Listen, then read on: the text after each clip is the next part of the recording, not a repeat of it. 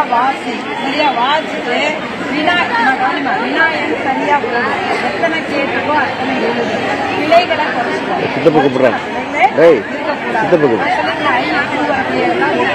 வரும். அப்புறம் வந்து மறுபடிக்கலாம் என்ன செய்யுங்க, ஆப்ஷனோட எழுதிட்டு அந்த இடம் தோப்பீங்களா அதெல்லாம் பார்த்தோம்னா ஆப்ஷனோட எழுதணும். விடை சரியா இருக்கான்னு ஒரு வினாத்தாளை மாற்று விடையும் சரியா இருக்கான்னு எழுதும் போதே ஒரு 14 வினாக்கள் எழுதிட்டீங்கன்னா அது புரியல் சரியா இருக்கான்னு செக் பண்ணுங்க. அடுத்து வர குருவினான்னு சொல்லும்போது நம்ம நிறைய பிரிவுகள் இருக்குது. அது மொழிபெயர்ச்சி தனியா இருக்கு.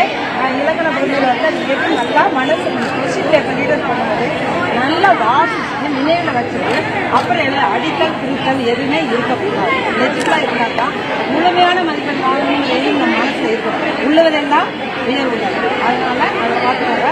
எத்தனை கேட்டுக்கோ அத்தனை எக்ஸசைஸ் அப்புறம் ஆல்டர்னேட்டிவ் சாய்ஸ் விடுவினாக்கு இது அல்லது அது 2 கொடுத்துருப்பாங்க. 2 அதுல 1 எழுதணும்.